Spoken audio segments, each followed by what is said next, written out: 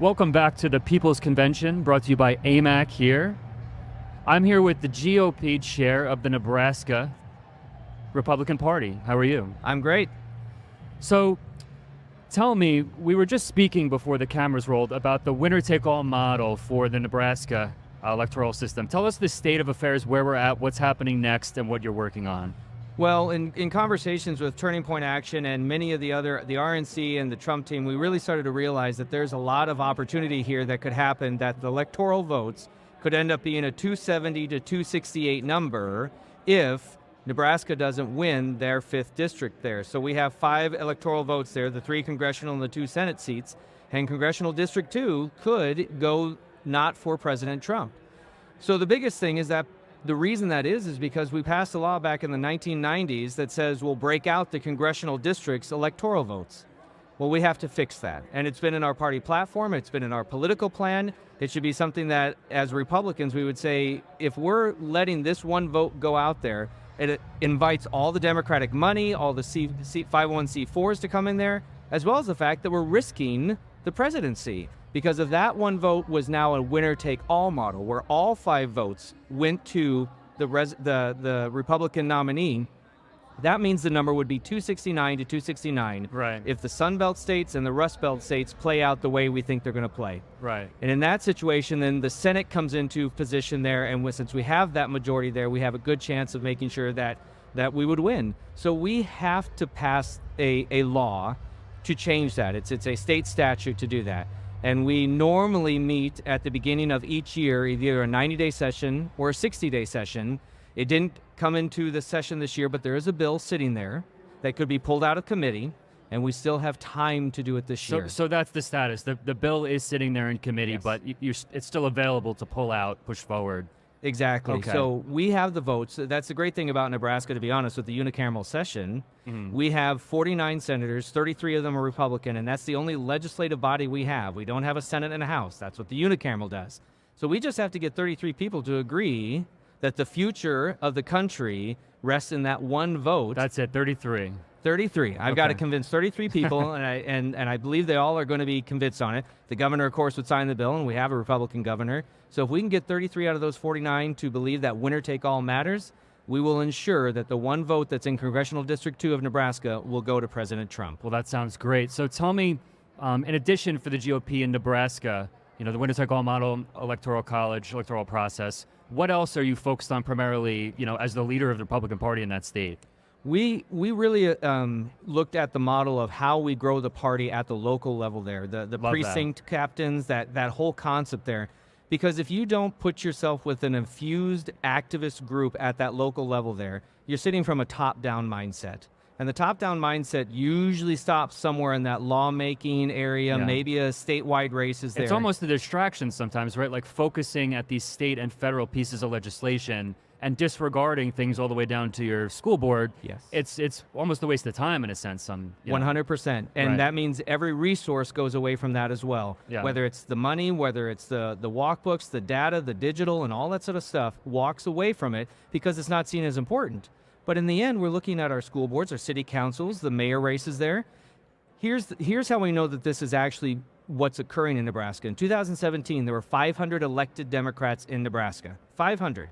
And none of them were in the top highest seats there. We have the top 50 seats in Nebraska. We have 600,000 Republicans to 320,000 Democrats. Interesting. It's almost the inverse of what happened in Arizona. Exactly. But nobody talks about that. And then in 2022, they have 900. And they still don't have the top highest seats. So that means they're getting the precinct strategy in their favor and winning all the school boards and the educational service units and the city councils, which is where the future of this country rests.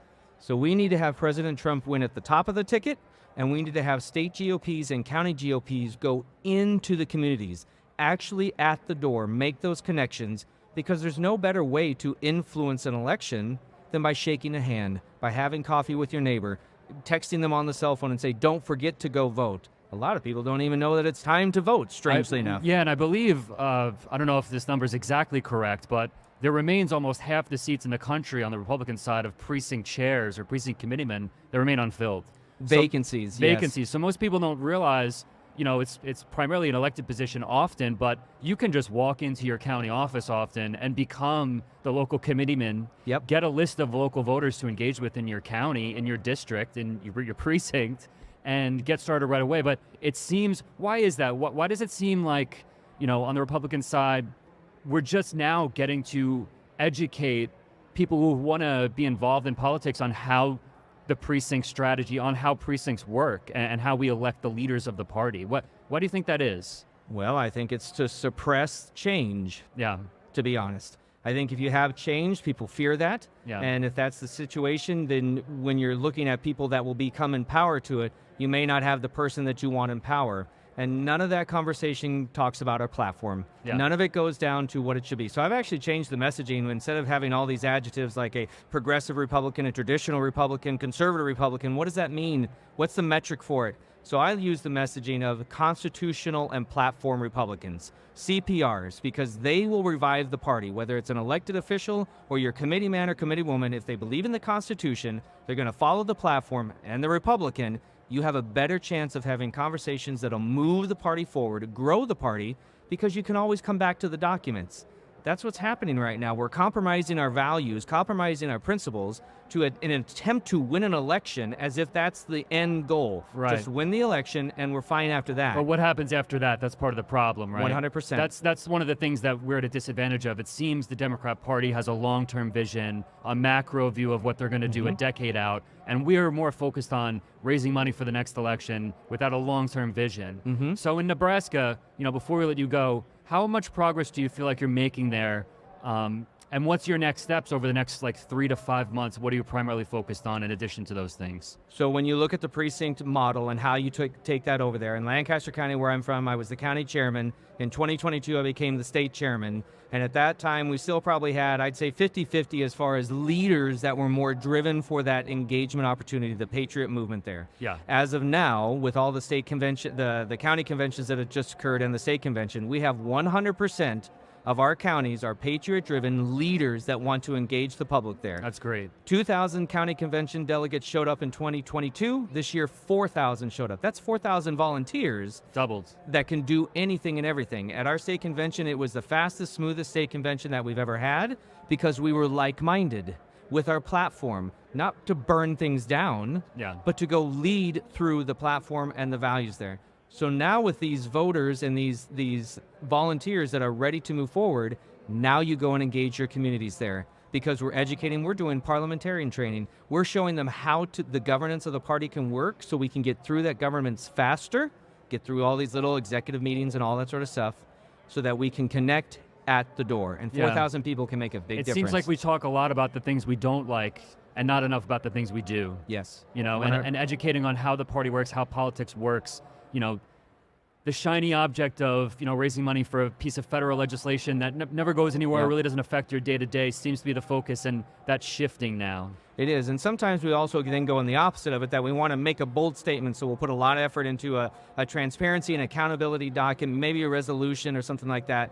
But in the end, if you aren't out there connecting with the donor, the voter at the door there, then they're still not voting there. So you have to go to the people. Well, Eric Underwood, chairman of the GOP in Nebraska, we appreciate you sitting with us. We wish you the best of luck, and we hope we get to speak to you soon. Thank you. Have a Appreciate great rest of your event. Thank you so much. We'll be back shortly. Thank you.